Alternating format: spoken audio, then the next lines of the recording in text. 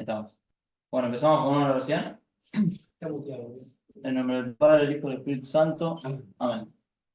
Pater noster, qui sinceri, sanctificetur nomen tuum, adveniat regnum tuum, fiat voluntas tua, sicut in cielo et in terra. Panem nostrum quotidianum da nobis hodie, et dimitte nobis debita nostra, sicut et nos dimittibus debitoribus nostris, et ne nos inducas in tentationem, sed libera nos a malo.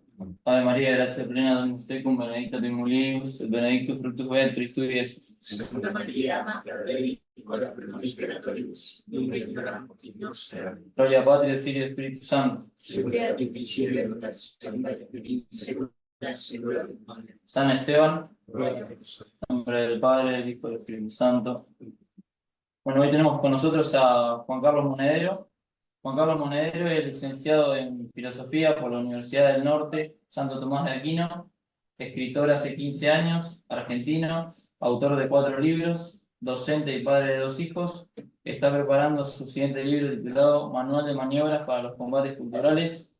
Lleva más de 100 artículos publicados y ha publicado más de 275 videos en sus redes, totalmente gratuitos, así como en otros espacios. Su primer libro, en donde trata el tema de la palabra, se titula Lenguaje, Ideología y Poder, con prólogo del padre Alfredo Sáenz y el doctor Antonio Caponeto, que lleva 2 tomos. Que no te la cuenten, Info Católica, Gladius, Catholic.net, Así Prensa, Cabildo, Altar Mayor, Notivida, entre otros, han publicado artículos y videos suyos. Hoy nos hablará sobre la guerra semántica, la guerra en torno a los significados de las palabras. Le damos un fuerte aplauso y lo recibimos. Muchas gracias. Muy buenas noches para todos y especialmente gracias a Nicolás Lombardo, que a través de un amigo en común, Jorge Ferro, hijo, hizo la gestión para que se diera esta conferencia. Aprovechamos para recordar y tener presente en nuestra memoria al gran intelectual que fue Jorge Ferro padre, fallecido recientemente. De hecho, el querido Jorge Ferro, que Dios lo tenga en su gloria, escribió sobre el tema del lenguaje y él decía que con la palabra se pueden destruir mundos y se puede crearlos. Recordemos en el Génesis que Dios crea a través de la palabra. La palabra de Dios a lo largo de los 6 días del Génesis va como creando las cosas. Dios crea con el poder de su palabra y luego nosotros tenemos palabra porque somos consecuencia y hechura de la palabra, imago Dei y similitudo Dei, o sea, imagen de Dios y somos hechos a semejanza de Dios. De hecho, vamos a ver que todo el tema del lenguaje es en el fondo un ataque a Cristo. Cristo es la palabra, es el verbo. Juan 1:1. En el principio la palabra estaba con Dios, la palabra estaba junto a Dios y la palabra era Dios. El verbo y la palabra son sinónimos, se usan como sinónimos en las Sagradas Escrituras. Y nuestra palabra vale en la medida en que esté orientada y que esté como determinada por la palabra que es Cristo. La palabra de Cristo es infalible, no puede mentir. En el credo lo leemos cuando decimos Dios no puede engañarse ni engañarnos. Y por eso nuestro Señor dice, en verdad os digo que el cielo y la tierra pasarán, pero mis palabras no pasarán. ¿Sí? Y Cristo se ha definido a sí mismo como yo soy la verdad, el camino y la vida, ¿no? Entonces es muy importante el tema de la palabra. Y para ir concretamente al tema del título de nuestra conferencia, conviene definir los términos. Cuando decimos guerra semántica, la palabra viene de semaino, un verbo griego que justamente la traducción es significar. Por lo tanto, es la guerra de los significados. Por lo tanto, cuando hablamos de la guerra semántica, vamos a hablar de básicamente 3 cosas. Como dice un gran filósofo, Juan Alfredo Casaubon, fallecido también hace varios años. Casaubon habla de palabra, idea, cosa. La palabra es el término, el vocablo, el signo que puede ser escrito o verbal. La idea es el ente psíquico que se forma en nuestra mente, que es inmaterial, intangible, que ya no es percibible por los sentidos. Y la cosa es la realidad concreta, tangible, el ente ilemórfico, la cosa en sí. Entonces tenemos tres dimensiones de análisis. La palabra, verbal o escrita, la idea, el ente psíquico mental, y la cosa en sí, el ente id quod est. Esto nos lleva a lo siguiente, ¿sí? Hemos ya explicado el tema de la guerra semántica, el significado de la palabra, que justamente tiene que ver con significar, ¿sí? Y ahora vamos a entrar en la médula del tema. Seguro a alguno de ustedes les gustará el ajedrez. Pero lo que vamos a hacer aquí es un ejercicio de posiciones, de estrategia, porque la guerra semántica es justamente una batalla mental por conquistar la cabeza de los demás. También se la puede llamar guerra psicológica, guerra psicopolítica, y en buena medida las guerras están como superpuestas. No es que la guerra semántica no tiene nada que ver con las otras que he mencionado, sino que hay una superposición. Y entonces, así como en el ajedrez, uno calcula y dice, bueno, si la reina está protegiendo el caballo, pero el caballo blanco está tocando el peón negro, y a su vez el peón negro está amenazando el alfil, y a su vez ese peón negro está defendido por el peón de atrás, y a su vez los caballos se pueden tocar entre sí, ¿sí? Entonces, evidentemente, este tipo de razonamiento es importante porque va a servir para la guerra semántica. Bien, la batalla cultural, que como ustedes bien saben, cultural viene de cultura, cultura viene de culto, y por lo tanto la batalla cultural no puede ser secularizada, no debe serlo. La batalla cultural, consideramos esta batalla como una guerra por conquistar la cabeza, pero no solamente tu mente, sino tu energía y tu tiempo. En el centro está la familia, ahí ven un padre, una madre con sus hijos, y están atacados de distintos lugares, ¿sí? ¿Qué pueden identificar en esta imagen? Ahora les doy la palabra a ustedes para que comenten. ¿Qué es lo que ven ahí?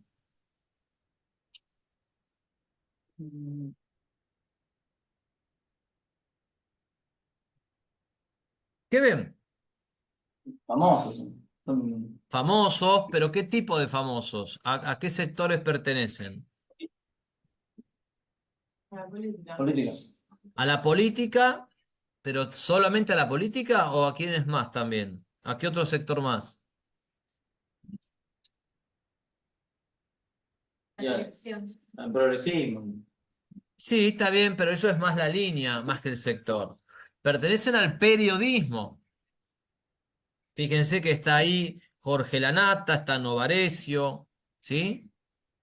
Pero después no solamente al periodismo, también a la ciencia, porque si se fijan a la izquierda, abajo de todo, tienen a un científico abortero, que expuso en el 2018 y que hizo mucha militancia a favor de la legalización de este genocidio repugnante. Dame 2 segundos, Juan Carlos, pues se cortó ¿Ok? el proyector. Sin apuro. Ya está.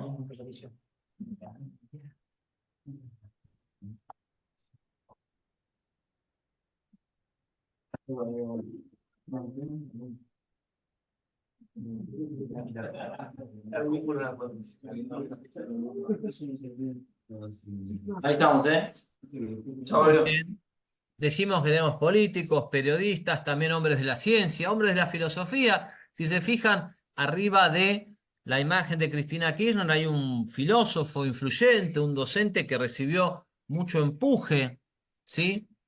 Por parte de los gobiernos oficialistas, del progresismo, como ustedes decían, que se llama Darío Starrajber.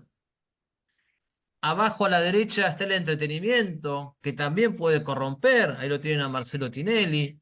Abajo en el medio está Ginés González García, que fue ministro de Salud. No tengo que explicarles toda la manipulación que hubo en torno a la salud en estos últimos 4 o 5 años. Arriba tienen la ideología de género y después tienen el diario Clarín, La Nación, ¿sí? Y ciertas actividades con las cuales nos hacen la guerra. La pornografía, vean que hay una cadena, la mentalidad de la anticoncepción, el tema de las noticias absurdas, ¿no? No se dan cuenta que proliferan las noticias absurdas. Eso de que, bueno, hay un tipo que se quiere casar con un tren o alguien que se quiere cortar la mano, se quiere poner una mano robótica. Los piqueteros, noticias donde todos los santos días hay gente que viola la ley y no pasa nada.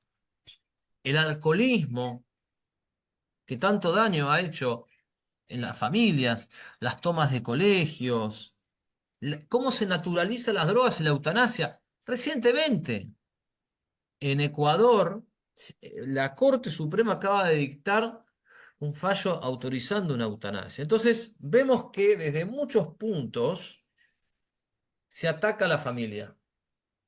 Yo no sé si ustedes, del otro lado, han formado familias o están pensando en formarlas, deben estar de novios o quizás pensando o recién casados, pero en algún momento van a ver cómo todo esto los ataca a ustedes y desde diferentes lugares. El Ni Una Menos, esa propaganda progresista, ¿sí? Y todo eso es guerra semántica, veremos por qué. Palabras clave de la ideología de género, ¿sí? Le pido a Nicolás que las lea, por favor.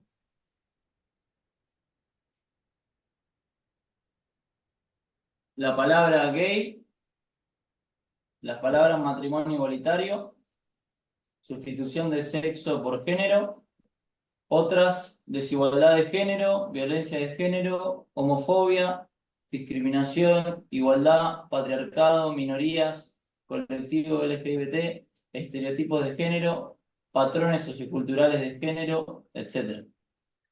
Fíjense cómo acá hay una operación quirúrgica semántica, porque gay en inglés significa alegre. Pero como ha dicho un famoso, la conducta homosexual, la vida de las personas que padecen esta tendencia, no es nada alegre. Gente que sufre, gente que tiene problemas con las drogas, adicciones, historias de violencia, muchos terminan en suicidio. Entonces aquí lo que hay una resignificación del término. Matrimonio igualitario. Esto, la palabra no existe. Existe un matrimonio entre hombre y mujer. Es constante. Lo vimos cuando tuvo lugar el censo, pero también en otros formularios, que se sustituye permanentemente la palabra sexo por género. Eso no es inocente. La palabra homofobia no existe. Es un neologismo. Se inventa la palabra homofobia para desacreditar a los que hablan de un orden natural. Y todo lo que gire en base a igualdad, patriarcado, siempre tenga que tener cuidado. Discriminación sí existe. Existía, por supuesto, hace muchos años. Pero su primera acepción en el vocabulario del diccionario, su primera acepción es distinguir, separar, diferenciar, discernir.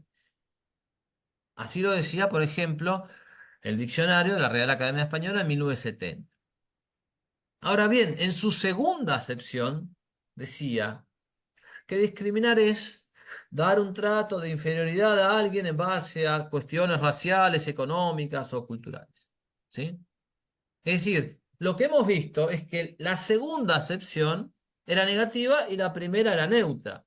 Pero por efecto de un constante bombardeo ideológico, la segunda acepción ha sido como hiperinflada en detrimento de la primera, que se adelgaza. Y la segunda termina eclipsando la primera. Miren qué interesante. Esto es una típica operación de guerra psicológica. Lo mismo con estos neologismos, ni siquiera los puedo llamar palabras, porque todes no existe, cuerpa no existe, con la X no existe. Y lo que hay es un abuso de esas palabras que sí existen como médicas, utilizadas innecesariamente. En vez de decir los médicos, dicen los médicos y las médicas, ¿sí? Quiero que vean el ajedrez, está todo pensado. Miren este aviso laboral. Le pido a Nicolás si lo puede leer. Buscamos profesionales de las carreras de Ciencias de la Comunicación y o Recursos Humanos para desempeñarse en el área de consultoría en PICH.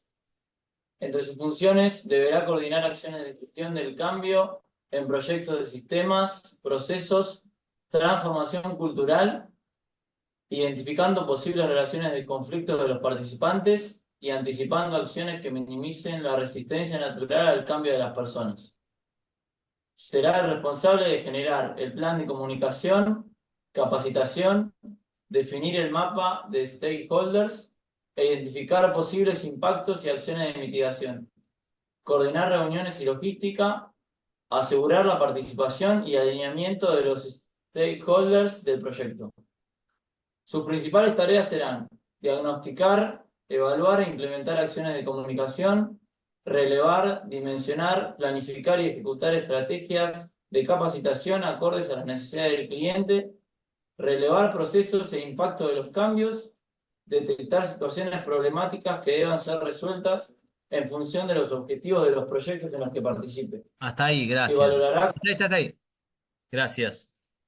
Fíjense, está todo pensado al detalle. Es un trabajo. Ya no se esconden. Lo que está diciendo es, anticipémonos. Sabemos que cuando nosotros empujemos la falsa cultura, el progresismo, la revolución anticristiana, la falacia, cuando empujemos esto va a haber resistencia. Entonces, anticipémonos. Estamos acá. Anticipémonos, pensemos antes. Ahora, lo que a mí más me preocupa no es que ellos hagan esto, que ellos jueguen bien al ajedrez o se entrenen. Lo que a mí me preocupa es qué estamos haciendo nosotros.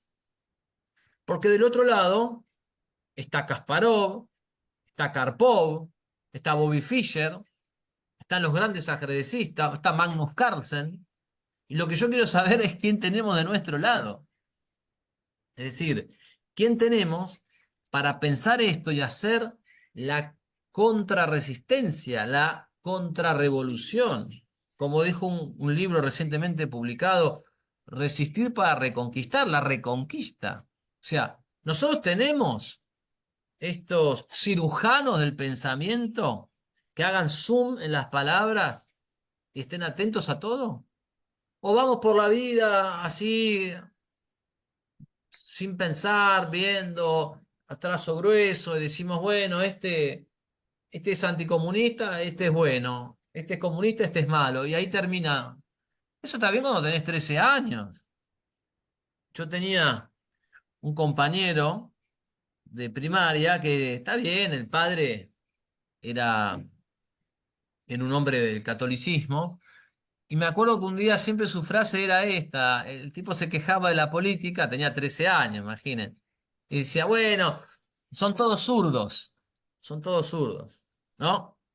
Y bueno, sí, está mal, obviamente, el comunismo y todo, pero eso es básico, mi amigo. O sea, ya somos grandes, tenemos que distinguir zurdos, progresistas, feministas, anarquistas, liberales, socialdemócratas, tenemos que tener un poquito más de globalista, de-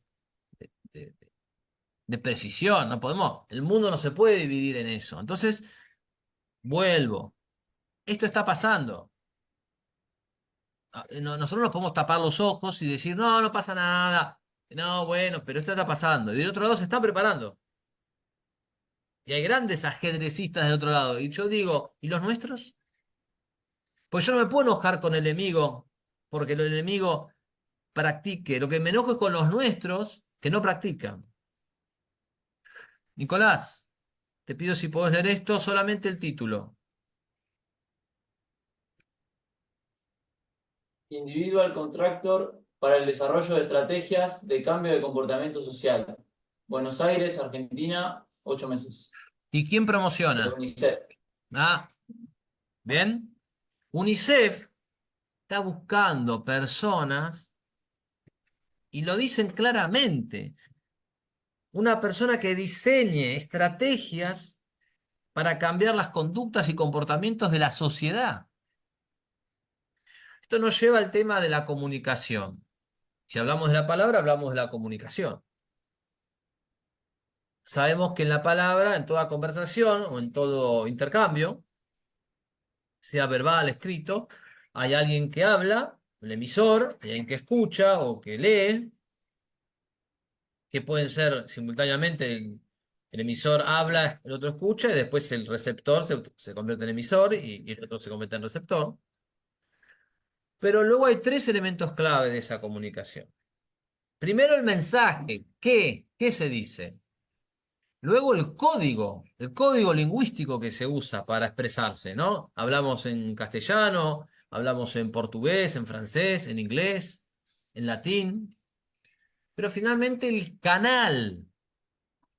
Nosotros estamos hablando de un tema, estamos usando el castellano y el canal de comunicación es Internet, específicamente el canal, si estuviésemos de manera presencial, que me hubiese encantado estar con ustedes ahí y y dificultades logísticas no se pudo, pero el canal es auditivo, ¿sí? Auditivo y visual. Entonces, todos estos elementos hay que tener en cuenta cuando hablamos, porque nosotros no hablamos en abstracto. Tenemos que ver del otro lado quién nos escucha, quién es, qué código maneja. No es lo mismo hablar a chicos de 4 años, que a chicos de 10, que a chicos de 13, que a chicos de 20. No es lo mismo hablar a padres que a solteros. No es lo mismo hablar a laicos que a sacerdotes. No es lo mismo hablar a empresarios que docentes de humanidades. Yo tengo que ir viendo eso. Bueno, tenemos que perfeccionarnos en ser cada vez más eficaces para comunicar. ¿Cómo? Atendiendo al detalle, a estos detalles. ¿Qué ven ahí, mis amigos? Un cerebro. Un cerebro conformado por palabras clave. A ver, no sé si Nicolás u otra persona que quiera participar y leer alguna de las palabras clave que aparecen ahí.